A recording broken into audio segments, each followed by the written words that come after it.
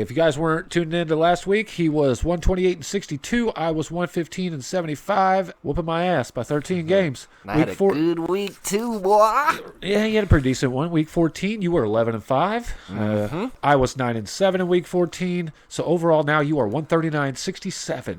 I am 124-82. So you are out 15 games. 15, that's the highest I've had. 13 last year was the highest I had. So. And 48 games left to pick of this regular season T-ball. Thursday night football is a lamer. It's 4-9 Chargers at the 7-6 Raiders. It's super exciting Thursday night game. Oh, let me tell you. I'm going to take the better of the two teams, the one where this much more important game for the Raiders. Give me the Raiders. It is a much more important game, but doesn't mean they're going to win it, because last week was a very important game. If you remember, I said if the Raiders lose this game, I don't think they'll make the playoffs, and I'm going to make it a for sure bet by taking the Chargers to beat them, make them 7-7, and not make the playoffs. So take that. Moving on. Get some comments on that one, bub. Let's go. Next game. 10-3 Bills at the 5-8 Broncos for Saturday afternoon football, by the way. It'd be hard to not pick the Bills in this one, especially over that win over the Pittsburgh Steelers. And you could say it's dominating because I thought it was dominating performance. But I almost said dominating. But yeah, Bills coming off a hot one last week. They're going to keep rolling, especially against a not-so-good Broncos team whose quarterback is just not looking good. Hey, he balled last week. He did do that. 1 week, he finally did something. Yeah, Drew Lock.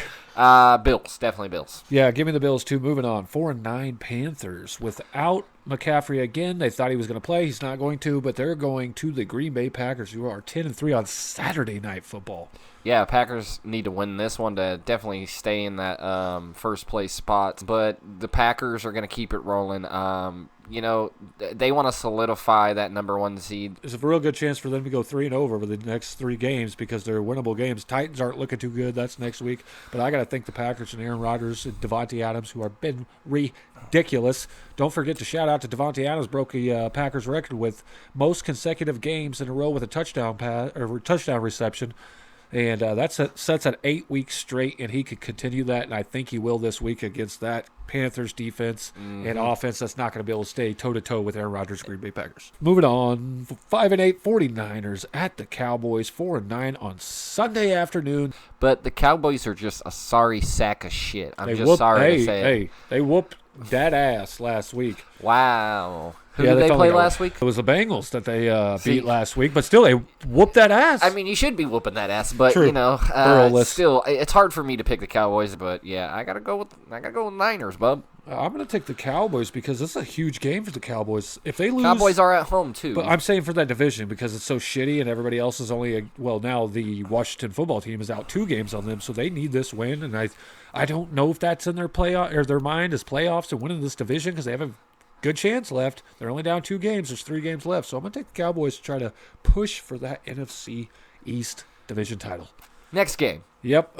Pats 6-7 at Dolphins 8-5. This is a chance for the Dolphins to get some revenge. You already know who I'm going to pick in this one. Dolphins, baby. Yeah, me too. I said Dolphins were probably going to end up winning that division if it wasn't the Bills, but no, what you said was the Bills will win it, and there's no way that the Dolphins will have second. It will be the Patriots. But I did say that. You do have the first half right. That whole mindset changed once I saw week 3 end, and I was like, yeah, Pats are not looking that good. They lost because I didn't realize they had lost so many people. Yeah. So that really hurt. But yeah, give me the other guys. I just have a strong feeling about Miami. Plus, I'm right most of the time. So I'm going with the Dolphins too, not because you did, but for the fact that they kept toe-to-toe, mostly in that game. I was really impressed by that Chiefs Mostly game. in that game. Besides the third quarter, other than that, they only lost by 6 points. Dolphins are at home. Games at home. That's yeah, not too give me shabby. that over the Pats. I mean, there's just no way. They need this win to stay in the playoffs. So, and I don't think you will lose back-to-back home games. Moving on, I think we both have the same pick probably once again. It's the 1-12 Jags at the Ravens 8-5. I mean, what do I need to tell you? Ravens it is for both of us. Moving on, 8-5 Bucks at the Falcons 4-9. I really want to pick the Bucks, but I have this weird feeling Atlanta's going to escape this one out by like 3 or 6, something like that. I'm picking Atlanta this week. Nice. I'll give you them. I would actually have the Bucks. Already had my check mark there. Bucks on the road too. Yeah, I mean, it's about to be playoff time. Tom Brady is good, and later on in the year, you know. How good is he in a dome, though? But we'll see with how good he is come playoff time. Anyways, they've got amazing offense and defense, and they're still struggling. Plus, so. I really want the Bucs to lose. Yeah, me too. But I'm going to take the favor here, and I haven't seen enough from Matt Ryan. Not last week either. But moving on, Lions 5-8 at Titans 9-4. Titans have not looked that good, but then they look amazing at times. It's one of they're going to lose in the first round of the playoffs. I feel like if I picked the Lions, they would win. But the Titans, obviously, a much better team. Give me the Titans. I think, the Lions are going to try to run the ball, and it's not going to work out too well. And, I mean, look what we saw when, Stafford tried to take control of the game. It just didn't happen. So, Matt Stafford, I just don't think has the ability to take control of games anymore.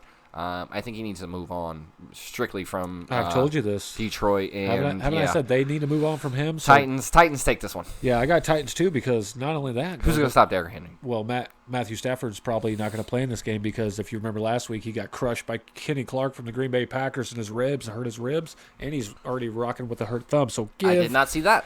So give me the Titans. I think they're going to get destroyed, the Lions, on the ground.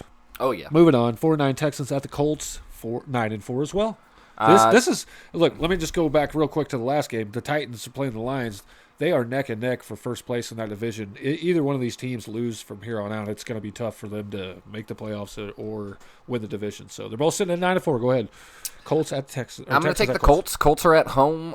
I feel like they're the slight better team than the Texans. Now, granted, the way the standings are, their record sitting.